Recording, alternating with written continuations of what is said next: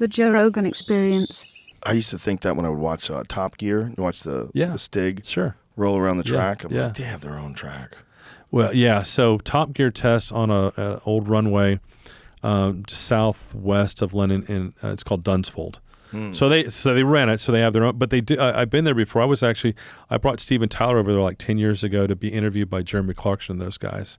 So he was a client. We built a Venom GT for him, and so we're hanging out. And I got to see him go out and do his little celebrity lap around the track. You know, if you're ever over there and you want to do a celebrity, the star and the reasonably priced car, I can connect you with those guys. They're great. That's hilarious. Yeah, it's fun.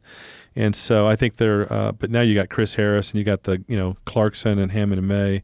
They moved on to Amazon, but are they still doing it? Or did they stop doing it on Amazon? I was in London a couple weeks ago, and I saw Richard Hammond and what's the Amazon show called again? The Grand Tour. Right. The Grand Tour, and so Clarkson's kind of a wild, bombastic guy. He started a show about farming. He's got a farm out in the country, and I think that's really kind of taken off. So I think that's his new gig. But I think they do still do a season a year. And good entertainment, good proper. Yeah, they're fun. Proper car stuff. He's a fun dude. Yeah. What did he punch a producer? They pulled the show. Well, I know a little bit about that. So we had a Velociraptor Raptor truck that we were up in Canada with these guys. So this has been back into 2014, and so like I'm working with the producers, and they're like, when you're around the talent, don't talk to them. Don't spend time around them. I'm like, I'm around famous people more than these guys. These guys are a lot more famous. I mean, I don't care that they're a big deal. So anyway, the producers kind of being a dick. And so we show up with these guys, and then we're like, provide the vehicle, and they're going to go cross country through Canada and through the mountains and do all this crazy shit. And then they're going to go up on the mountain. They're going to rescue Richard Hammond, who's at the top of the mountain. And he's got one of these Breitling watches where you pull out the little cord, and it tells the satellite that you're stranded. So it gives your coordinates to get rescued. Anyway, so now the producers are saying, well, you can't go up on the mountain while they're filming. I'm like, okay, but listen to this. I'm going to go watch football. It's the playoffs. I'm going to go watch football. And if something breaks and you need us to help you, we're not coming. They're like, oh, then they change their tune, like, okay, well, come with us. And finally, it all turns out fine.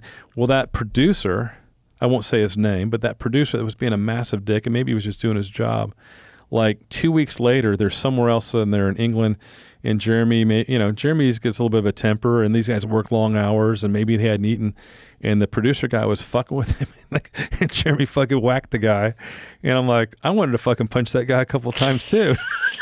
But I can't do that, and I don't want to get arrested in Canada anyway. Yeah, so they canceled the show. Yeah. And didn't Jeremy and him make up? But they're still like... I'm sure that's all, water under the bridge. But Jeremy, Richard Hammond, and James May were all very tight. I've spent time around them. And then the other guy that's behind the scenes, but just so talented, his name is Andy Willman. He was the producer when they were on BBC. Now he's the producer. But when Steven Tyler was being interviewed, you're like this from your comedy part of your brain. When Steven was being interviewed by Jeremy, I noticed that the interview went on for like twice as long as it probably should have. And I get claustrophobic, so I don't like being in tight crowds. So I'm kind of hanging towards the back of the crowd that they're filming all this live, and then they aired it later. But they're filming it in front of a live audience. And here, this guy that looks like he's a homeless dude wearing a T-shirt, looked like he hadn't showered in about a week. He's standing there making notes. And I realized that was Andy Willman, the producer of the show. And so what Jeremy's doing, he's telling all these jokes and asking these questions. And Andy is using the live audience as his focus group. Oh, they laughed at this. Oh, I don't think this is as funny. And that's how they edit it before it gets transmitted to the rest of the UK and the world. Interesting. I thought that is so clever. That is so smart. It is smart. And I don't know if that, comedians or entertainers kind of, but you would think to some degree you want to improve your craft, but he's got a quick turnaround time. So like he's got another show he's got to do the following week. So he's just like, Jeremy's doing all this stuff, and sometimes they laugh and sometimes they wouldn't, but this guy was definitely paying attention. That show, Top Gear, did Tesla dirty. They did. Oh, they did all kinds of crooked shit. But they did Tesla dirty. I mean, they pretended the car ran out of batteries. Oh yeah, no, the car didn't. So they had they're pushing the car, and I think they had a lawsuit about that. Correct? They probably did, but that goes back to like what we were talking about earlier. Find that out, Jamie. Like it just seems like that was dirty. It seems like everybody has an agenda. So what was the agenda behind that? Was that just the? Well, they wanted to create an entertaining storyline. The entertaining storyline they'll throw your ass under the bus in a heartbeat. That was what it is. Yeah.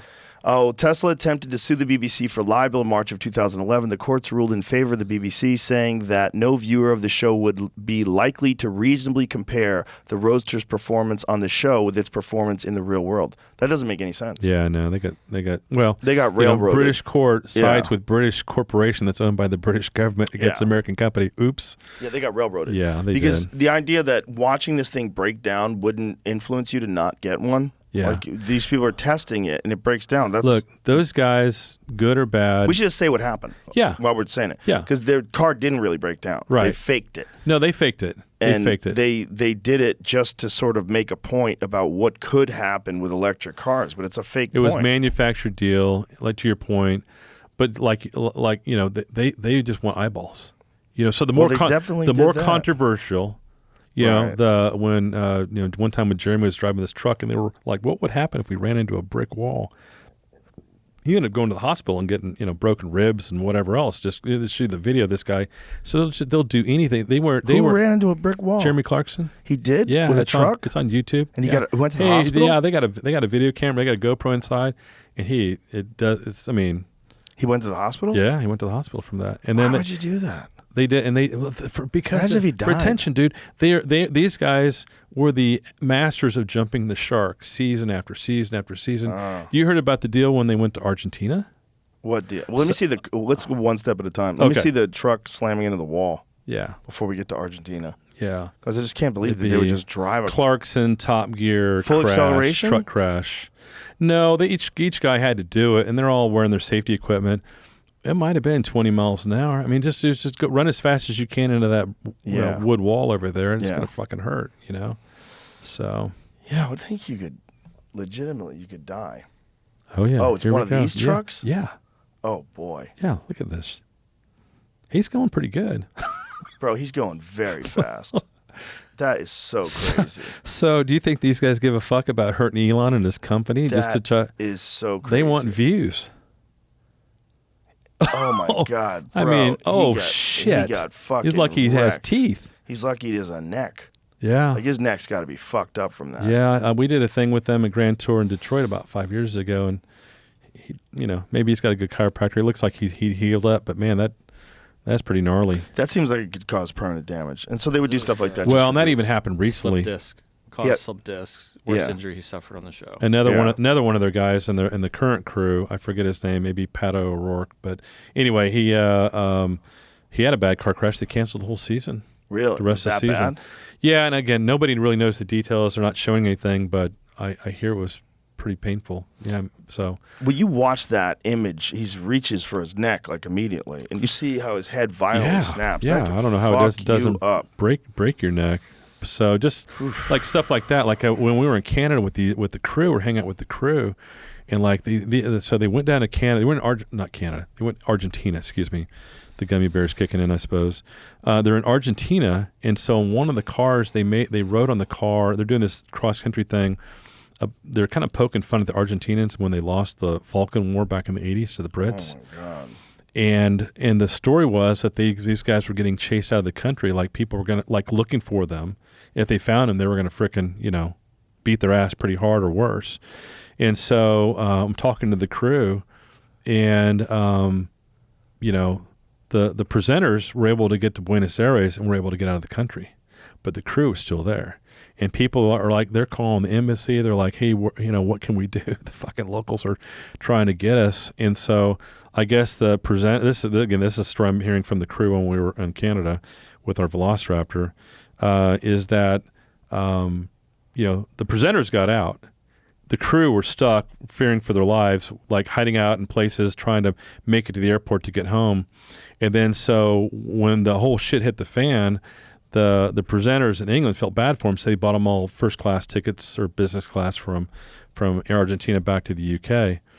But then the question becomes, kind of given the pattern of wanting to further jump the shark. And look, if I climb a mountain, I want to climb the next mountain, so I get that to some degree.